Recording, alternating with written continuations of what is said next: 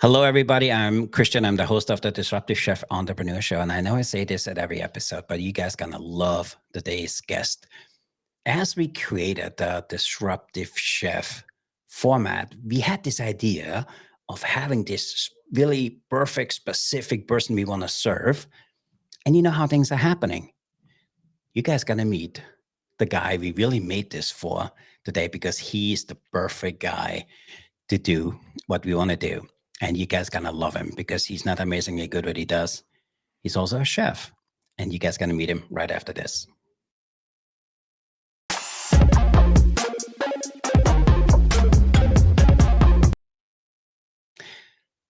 Hello again. I'm Christian. I'm the host of the Disruptive Chef Entrepreneur Show, and I'm really excited to bring today's guest. Not only is he the CEO of the Perfect Little Bites, he's also a fellow podcaster. He is a chef. He worked in contract management. And you know, the cool thing is, every time we talk about what is the disruptive chef all about, is helping people to think different and go outside of their comfort zone and start something on their own. And today's guest, all of the things we're preaching out there, he already started and he's highly successful in what he does. So with that, I'm really excited to have Chef Spears with us. Chef Chris, thanks for being here Oh, at the thanks so much for Disruptive Chef having on me. the show. I appreciate it. So, give our listeners a little bit of the cliff notes. So, how did this holding start, and how did you wind up in hospitality? Yeah. Well, I've always loved food. I jokingly say I was a little fat kid. My mom, I think, was a great cook. Not fancy, but we always had a nice meal on the table. She stayed home with me until I was in sixth grade. So I had the benefit of growing up with, a home cooked meal for the most That's part awesome. every night. And I went to culinary school. There was nothing else I wanted to do. I went to Johnson and Wales when it came time to apply to colleges. That was the school I wanted to go to. It was the only college I applied to. I didn't look at any other, you know, options. And I got in and I Awesome. did 4 years there and got my bachelor's in culinary. And I'm 48. So now I've spent, over 30 years working in the food industry. I started in fast food, Burger King at 16. And no looking back. I've been in the food world ever since. That's awesome. So, where did that passion for food come from? A couple things. One, my parents really loved entertaining. I feel and maybe it was just the time because also their friends entertained. But my best memories are, a random Sunday, my parents would have people over to our house for brunch. It wouldn't even necessarily be a Labor Day or a 4th of July, but just, my mom would spend a couple days cooking in the kitchen. People would come over. We'd hang out in the backyard. We'd play some badminton and eat food. Or a Friday night, their friends would have a party and they always brought me. I have kids. I have 12-year-old twins. And today it seems like parents don't take their kids out to things like that. They get Mhm. a sitter or whatever. And for whatever reason, my parents always took me. And, sometimes I'd be with them till midnight. Like maybe they didn't care. We care about our kids' sleep. But Mhm. I got to go to a lot of dinner parties and hanging out and that kind of thing. And I loved it. Everyone always looked like they're having such a good time. The food was always so good. And I just loved that. And my parents would take me out to eat. I can't remember a time where they went to a restaurant and got a babysitter. Like from the Yeah, time I'm old enough to have memories, I remember going to restaurants that's with them. awesome. That's really cool. And for me, it's just I think there's something very wholesome about that. I love the idea of bringing my kids with me. Sometimes my kids are bored out of their mind when we bring them to restaurants, because they was like, oh, it's same old, same old. No, no, no. He does this little bit different. Oh, I don't see a difference, kind of thing. But it's also the idea of exposing them to something new, and I love that. So you have this passion. Your parents bring you to this thing. When did you know that you wanted to be a chef? Probably in the high school years, you start to take the elective courses Mhm. and food and cooking was a natural fit for me. And I started doing that. I didn't go to a VOTEC school. And in hindsight, I probably should have, but it was the early to mid 90s. And I think still at the time, my parents were like, well, why don't you have a real education to fall back on? The VOTEC schools where kind of the dummies went, maybe that's not the best way to say it, but I mean, the kids in middle school who didn't seem academically like they were going to go to Harvard or whatever went to go learn a trade. Mhm. And even though I'm a tradesman and respect it now, back then, I don't think my parents wanted me to do that, so I went to a traditional high school. But yeah, that's when I really came into that, and even though it wasn't fancy working in fast food, and I think you can learn a lot of lessons working in fast food. I think everyone should work in fast food at least Totally once. agreed. Yeah. Totally agreed. It's absolutely amazing. We had a guest on just a few episodes ago. He started out working at a Tim Hortons, and at one point, he owned 16 Tim Hortons. It's a small world, so it's absolutely amazing. So you have this. You knew you wanted to be a chef. Where did Johnson and Wells come in? Well, I grew up in Massachusetts, Hmm. so for me, super easy. It was 45 minutes from home. At the time, Emeril had just kind of hit Yep. on food TV. He went there. I, for whatever reason, had an affinity, I think, for Cajun and Creole cooking, even though I don't think I ever had it. So maybe it just came from watching his show and reading the books. But I was like, okay, the school is close. It's one of the, I would say at the time, top two, that and Yep. CA, right? Still think it is. Yeah. Yeah, and it would be a way for me to kinda stay close to home, which I liked the idea of at the time, so, I went there even though, it was so much money, and that's a whole other topic, but, yeah, that's what I did. I went to Johnson Well, I decided to do the four-year culinary program, which they've since discontinued. I think Yeah. they've Yeah. shifted it a little bit, but then it was a bachelor's, so I have a bachelor's in culinary arts from them. Yeah, listen. I'm a big fan of Johnson& Bells, and through my career, I hired a lot of CIA guys. I hired a lot of Johnson& Wells guys, and also a lot of other culinary schools. But I always found that there was something a little extra about the guys from or the students they produced out of Johnson& Wells. They had more drive.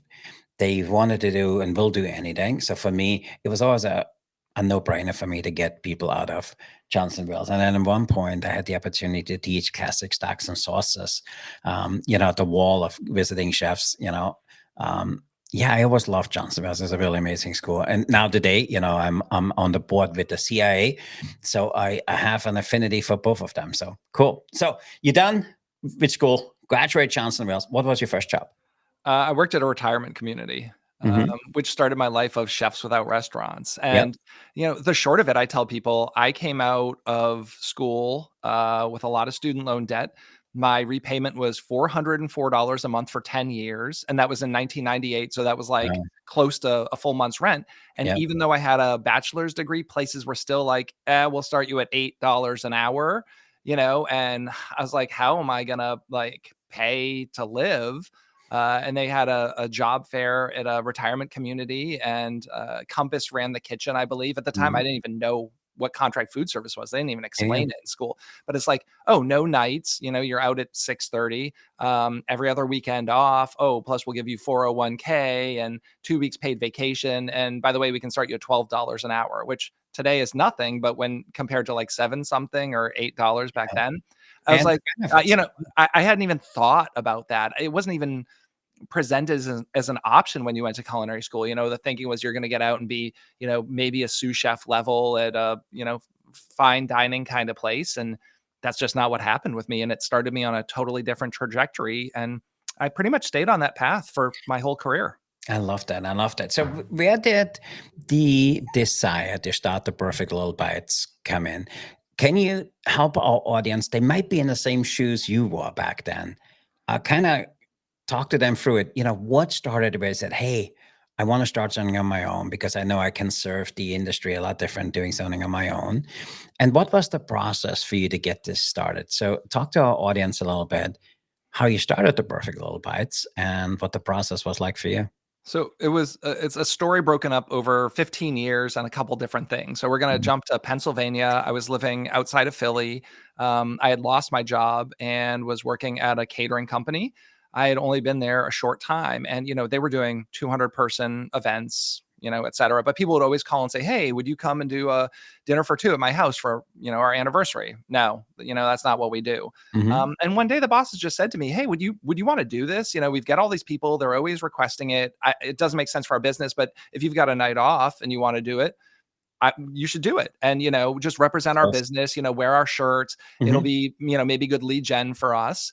And I did it, and this was 2005 or six.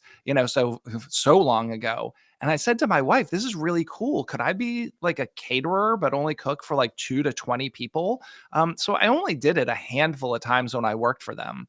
And Hmm. then I moved, but it was always rattling around in the back of my brain. And I moved to Frederick, Maryland, which is great because we have our own dining scene, but I'm so close to DC, Baltimore, Northern Virginia. I can go up to like Gettysburg, Pennsylvania. So really centrally located.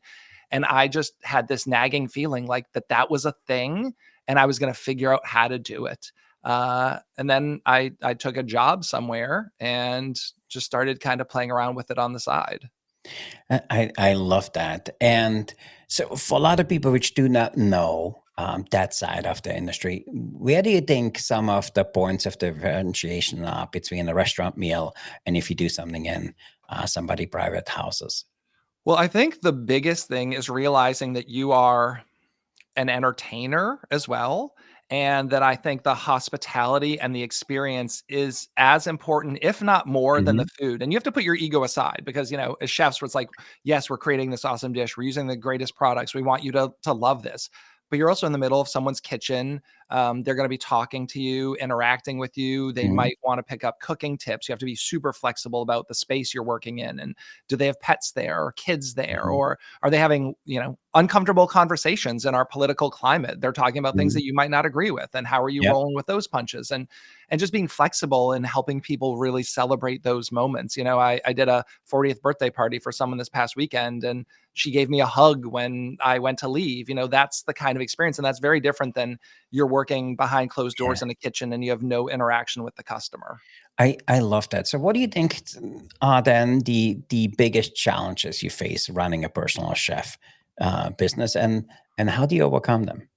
Well, I think the biggest challenge is customer acquisition. I talk about that with my peers all the time. Like, how are people finding you? I don't have a brick and mortar. People are not walking by.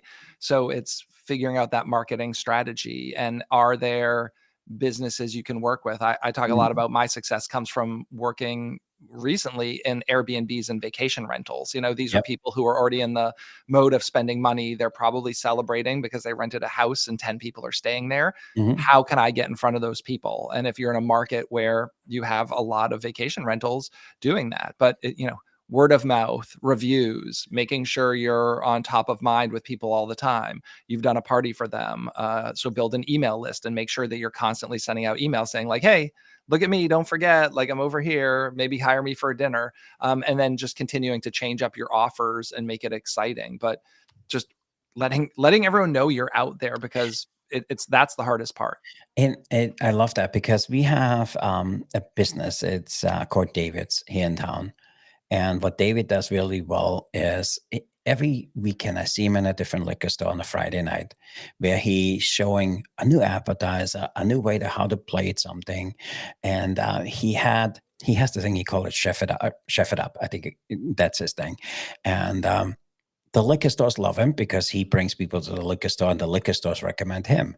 And it's really an awesome way of marketing, not just your business, also the craft. And he does a really good job. So, how do you market your business then? Because you said acquisition of new clients is the toughest thing for you. Yeah, I mean, what I'm really doing is I want to position myself. Positioning is really important to me as a higher end experience. And Hmm. I say, my tagline is the best restaurant in town is in your house. Hmm. So really defining Okay. early on what I do, and more importantly, almost like what I don't do. Like, I'm a personal chef. I don't do meal preps. I don't Yep. do drop offs. I don't do catering large events. There's no chafing dishes. There's no family style. We're going to sit Mhm. down at a table that I've set with silverware, linen napkins, and I'm going to serve everything to you on plates, and Yep. really letting people know from the jump that that's what I do. I mean, I'm always open to trying new things, but really defining kind of who my ideal client is and what services I offer. So, what are some of the common things or requests you get from clients you currently work with? Everyone's just kind of really interested in having a different type meal, for the most, like, something new and adventure. So I don't have a lot of recurring. What I have a lot of actually is special diets. I Hmm. think that's one of the reasons people bring me out. It's so tough. This weekend I'm doing a party and they are gluten-free, dairy-free, and no nuts. right? So you just looking at a thing like a dessert, like I'm doing a fruit cobbler. It's like the crust can't have gluten, right? So I'm going to do a granola, but the granola can't have nuts in it and it can't have gluten in it. Oh, by the way, so many of them are made with coconut oil, so the nuts are out. So it's like people like that, where would they go to eat? And there's Yeah. 12 of them. And that's why they Yeah. come to me. So really being versed in special diets has been super important. I love that. And so for us, my wife and I are very, much into nutrition because we're big believers that food can make you sick. It can also make you healthier. And what my wife does a lot when they go on retreats, because they do retreats a few times a year, they'll actually hire people like you to come in and do that. It's a phenomenal way. And she always loves that. She says it's so much easier than go out and going to a restaurant because it's a hassle. And then she also says that they have this little intake form you need to fill out, what allergens you have, what do you want to stay away from. And my wife said it's not only that, it's feel like you're being heard, because my wife eats, dairy free. She doesn't do sugar. She stays away from animal protein wherever she can. She is not fully vegan, but she lives a vegan lifestyle. And it's amazing. And what you just also said is around oil. She looks at oils. She says, why is there gluten and wheat in the oil? And all the other things you need to be careful. I absolutely love that. So you have a successful business. I love the name, by the way. Perfect name for that. Where did the podcast come in? So Chefs Without Restaurants was a community. It is a community, but it was a community first. And it was like, people would say to me, "Hey, I love what you're doing. I want to do that too. Can I buy you coffee? Can I buy you a beer?" Mhm. Sure. Not a great use of time. I love talking to people, but I was like, not scalable. So we should have a Yeah. Facebook group or something. That's how it started. It's a Facebook group. And it's like we can share best practices. I don't claim to be the expert on it. So let's all weigh in on these things. Mhm. Also, I wanted a place where we could kind of gig share. So, I'm booked on Saturday, client reaches out to me. I've got a hot lead. I would rather pass that along to someone in my Mhm. community, help put money in their Love that. pockets. Yeah, Hopefully yeah. they'll do vice versa. And I was a couple, years into that. And someone in my community said to me, why don't we have a podcast? And he said, we. I was like, what are you talking about? He had a food truck here in town. He said, it can't be that hard. Now, this is November 2019. I'm like, I don't know anything about that. And he said, well, let's, figure it out. So I had a co-host and we started together and we just started locally. We had a brewery in town that was closed on Mondays. They gave us the space. Not a great space because it's, cement and echoey, but it was Yeah, a I space, yeah, I own the brewing. We had the golf and course brewing company was yeah. there. Yeah, I wouldn't ask anybody to do a podcast there. But, we started somewhere. I think the hardest thing is to just start. Yeah. But, November 2019, COVID was rolling right around. So just a couple months later, COVID hits. Uh, we're not gonna be doing in person, but more Mhm. importantly, my co-host said, I can't do it. I have my own business to focus on. I've had to let people go. Sorry, right? So I'm Mhm. like, well, now I'm essentially unemployed because I'm going into people's houses. So I had so much time on my hands. I'm like, well, I'm going to figure out how to do this and I'm going to do it virtually like we're doing here today. And then it opened up the world where I'm not just talking to people in DC and Baltimore, but I'm talking to Mhm. people across the country, sometimes internationally, and I never look back. And we're rolling up on 250 episodes That's now amazing. and So just talking to everyone I've ever wanted to talk to. it's awesome. We about 150 episodes in. We in 17 countries, and there was a point for us where we were like, what else are we gonna do after the first 100? Because we made ourselves a 100 list. And then it became, hey, we should go out there and look for some interesting people. And that's how we found you. And we were like, oh, I love the shit he does. It's amazing. We love the podcast. By the way, we signed up to your podcast. Like, love all of that. Love all of that. We need to bring him on our show. So that's how this for us started. And now we have, we never liked being queued up and, the episode is 6 months later. We don't want to do that. So we only record now Tuesdays and Thursdays. And so we push them still out Mondays and Thursdays. And then we have a few like special editions in where we promote something or we trying to teach something new in the marketplace. And it's been amazing. So how was it for you starting the podcast? Because you and I spoke briefly as I started. It's like I don't want to do it. I don't like the way I look on camera. I don't like the way I sound. I still don't. Um, but it's amazing on the not just the opportunities of how many people actually listen to a podcast, and it's a great way to get your message out there. How was it for you?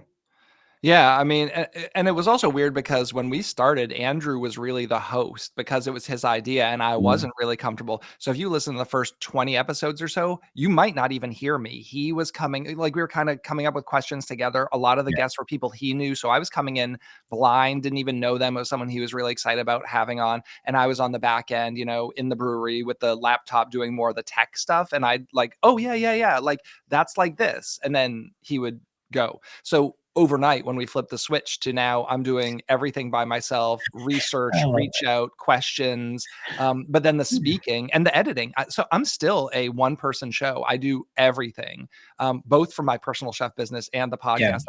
I probably should hire someone. That's a whole other thing.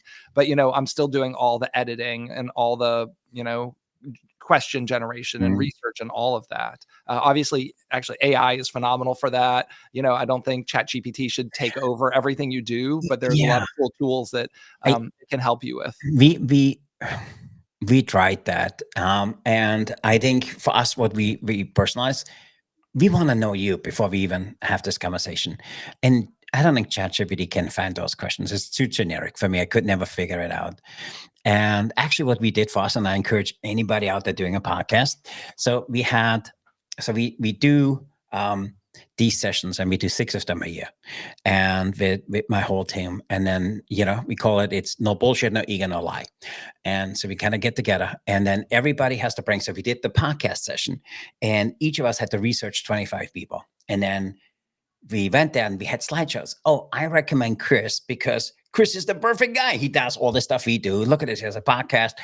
He actually had to overcome, losing his job. And he did this. You know what? He was in that industry. He went to culinary school because a lot of chefs feel when they're in the culinary school, they need to stick with this all your life. They don't even think about an opportunity you're in, that this could be a very lucrative career, being in the personal chef business.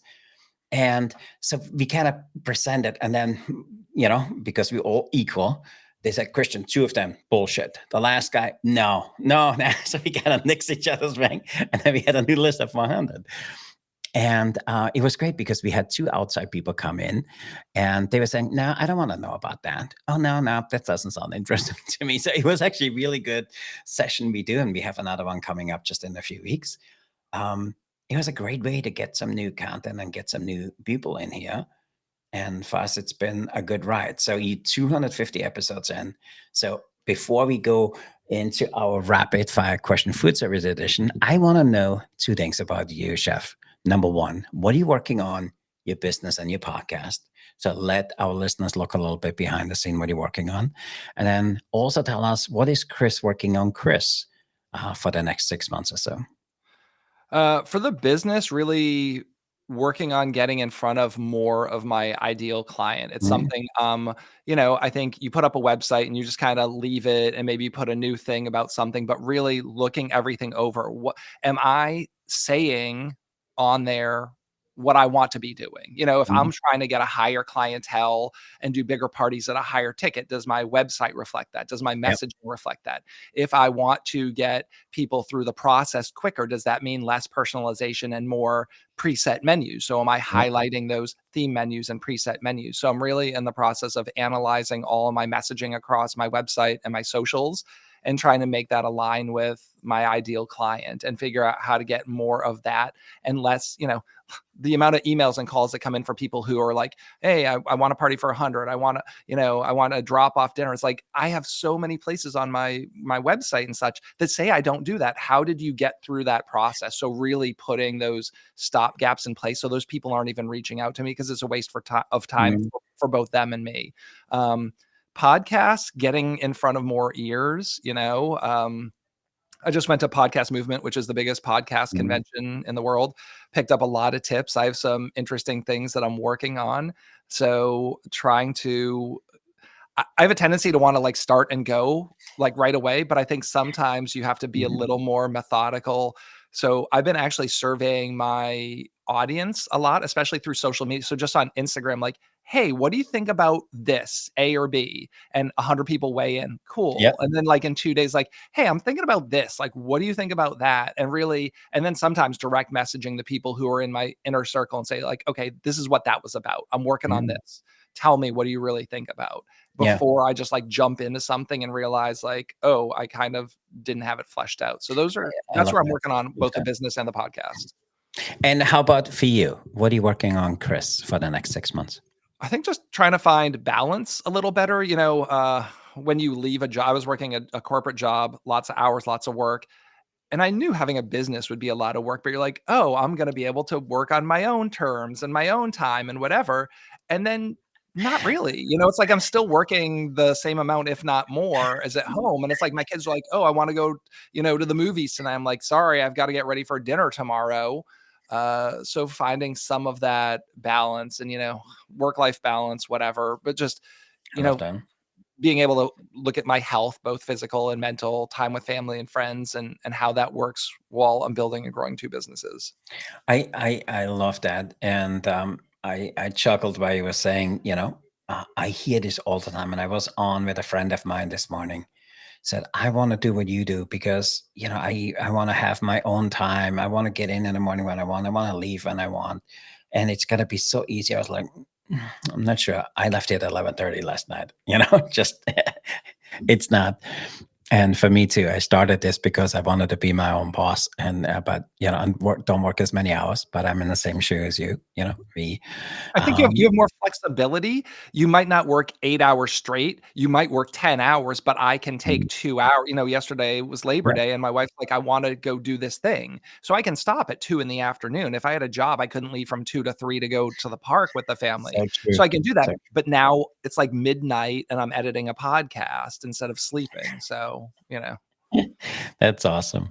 So, our last question before we get over to rapid fire questions. So, if any chefs currently feel like they want to try something on the way you do, what is the advice and what is the first 2, 3 steps you would ask them to take? if you wanna do something like me or something similar, like, can you side hustle? Mm, Because I was working for Sodexo. I had, every other weekend off. That was a great opportunity for me to go, once or twice a month just to try yeah. this thing. "Hey, I wanna do this personal chef thing.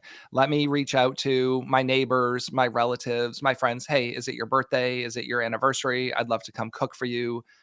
I'll do it for free or as a gift or at cost just to see if it works," right? Like, before you quit your job and you're like, "Ta-da, I'm a personal chef," and you have no customers, you've never done it, Mm, don't do that, especially if you're accustomed to having a job with a good income and benefits. If mm, there's a way that you can make it work on the side, I mean, I did it on the side for like 5 years before I left my job and did mm. it full time. So by that point, I knew my target client and pricing structure and menus and had a good idea of what I was doing. So, That's awesome. anytime you can side hustle, go do that. That's great. Hey, I really appreciate it. Yeah, we need to do a 2.0. And I made myself some notes here. We need to do another episode if you open to that, chef, on how to run not just a personal chef business, how to run a successful. Because I have some friends which are in this, they just float, and for me, I'm not a floater. I like to, kind of go all in. So we need to do a 2.0 of that. I think it would be a lot of fun for our listeners to saying, hey, this is actually how you structure it. This is how you do it. This is where I buy my food from. This is what I do. Would Love be it. really cool thing if you open to that. We would love to do that. Yeah, can I drop something super secret right here that I haven't talked to anyone in the Absolutely. world about? Absolutely. I'm starting there's gonna be a new podcast dedicated specifically to starting and running a successful personal chef business. Chefs Without Restaurants has a lot of cool people, I love them, but we're talking food trucks, cookbooks, R&D. I've had celebrities on, love that. That show is not Yep. going anywhere, but when I talked about, like, beta testing things, I'm talking about, like, names for like, what podcast would you listen to? And it's going to start with like repurposing some of the older Mhm. content, but it's going to be super tactical and stories from people who are in it doing it to help you grow and scale a personal chef business. I love that. I absolutely love that. So we need to look out for, and we certainly here to help you promote it. That's really really cool. So with that, chef, are you open to play rapid fire question food service edition? Yeah, why not? Okay. Okay. So the way this works is really simple. We have 25 questions. Brian spanking new. I literally just got it off the printer before I came in here for you. Um, and so give me a number between 1 and 25, and then, Fire away All right. with your answers. Okay, Lucky ready. number 13. Lucky number 13. How about that? 13. Have you ever made a dish that was so bad you wouldn't even serve it to your worst enemy? Oh, if we're going back in time, I made a Guinness beef stew for my family, but I didn't have a recipe. I just had an idea, and I thought you were just supposed to braise the beef completely in Guinness. There was no stock, there was no nothing. I don't know. I think I heard about it somewhere, and it was so bitter. And of course, you're using like a tough cut of beef that needs a long cooking time. And like I bought my parents dinner. I don't remember if I was graduated from culinary school Oh, or that's home for awesome. summer break, but it was just terrible. It was super bitter, not good, 0 Oh, out of 10. that's awesome. So next number between 1 and 25. 8. 8. What is the most unusual ingredient in the food service industry right now, in your opinion? Oh, in the industry, I don't know. I mean, I think people could say organ meats. I've cooked with lamb's testicles, so, I mean, is that unusual? I had a customer actually request the most bizarre food, I could serve him. He said he's a big fan of the show Bizarre Foods back in the day, and I said, "Well, I've got some lamb testicles in the freezer," so I think that's pretty unusual. Okay, I'm not sure how you price that, but this is a whole separate thing. I love that. Okay, another number between 1 and 25. 21. 21. What's your guilty pleasure food you would never admit to anybody that you eat it on your own? I don't really believe in guilty pleasures, but I do love something crunchy and salty. Like I love Cheez-Its. Like I could eat a whole box of Cheez-Its in one sitting, especially the hot and spicy ones. But I don't know if there's anything that I wouldn't want to admit eating. That's awesome. A number between 1 and 25. 2. 2. If you could have any superpower in the kitchen, what would it be and why? Could I split myself into multiple people so I could do multiple things, like be like I some like on that. some I like molecular level where I just split and I'm like 8 people because that's really maybe that says something about what I need in my Yeah, business, have a more hands. little creepy, but I love where you're going with that. Okay, last number between 1 and 25. 17. 17. Oh, what is one of the dishes you refuse to cook, no matter who is asking? Wow, that's a hard one.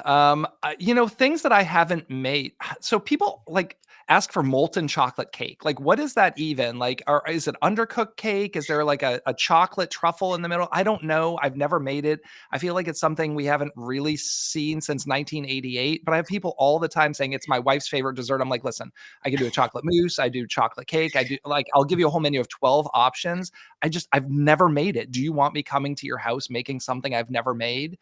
Like, Yeah, yeah. that's awesome. Hey, we appreciate it, and that completes rapid fire question food Whew, services. survived. Chevy, that was awesome. And it's funny for me. I always chuckle when they do the questions. They had some really mean ones a few weeks ago, so we asked him to lighten up a little bit. But I love that, so I really appreciate you sharing your insights. So with that, any last words of wisdom to our listeners, and then tell us how can they learn more about you? How can they learn more about Little Bites? How can they learn more about your podcast?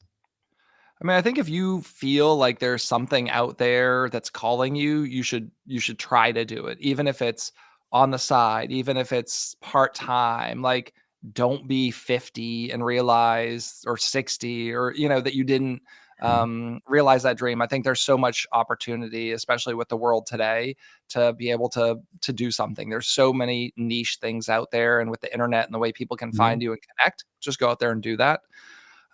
Personally, Perfect Little Bites is on, my website's perfectlittlebites.com. It's kind of set up like, for my business, but also a Yeah. food blog. But I would say check out Chefs Without Restaurants. So Okay. the Chefs Without Restaurants podcast, I think would be beneficial for people looking to build and grow a food business and not just a personal chef business. If you want to learn about starting a food truck or working in a Mm. distillery, check that out. And Mm. on the socials, I'm building a community. So if you go to chefswithoutrestaurants.org, it usually links to my most recent podcast episode, our Facebook group, and kind of the stuff that I'm promoting at this time. I love that. And I encourage our listeners to go and check it out. The podcast is very technical, very skill based. I absolutely love it. It's an amazing, amazing resource to the industry. So, with that, Chef Chris, I want to say thanks for being here. This was awesome. Thank you. Thank you. We need to do 2.0. And for me, I love that because every time I kind of look through who we have, I was so looking forward meeting you, and then also learning more of what you do. We wish you the best of luck. I think it's really needed. We need to maybe find a way to collaborate in some of that stuff. So I we would love need that. to stay in touch. So with that, I want to say thanks again for being here. We really appreciate it. And to our listeners, for additional content, behind the scenes glimpse, and updates on any upcoming episodes, make sure you follow our private community, which is the Disruptive Chef Club. It's our private community, gives you a front row seat of all the great things we do. And actually today for our community, we making plant-based chocolate mousse. Hopefully that comes out. So we make it actually in a Thermomix. So it's going to be a lot of fun. And with that, I want to say thanks for being here. We really appreciate the gift of your time. Thanks for giving of your insights, and the best of luck in everything we do. You do, and I just absolutely love having you come back. So this was really cool. So Chris, thanks for being here, and to our members and our listeners, remember, go out there, stay disruptive. Not only that, make sure you disrupt your kitchen, fire up your career, stay hungry for change. I'm Christian, your disruptive chef entrepreneur host. I'm here with Chef Chris, and you know what that means? Him and I, we are out of here. So with that, go out there, be the change, be the challenge, and who be the chef who sets the world on fire. Have a good afternoon, everybody. Thanks for listening in.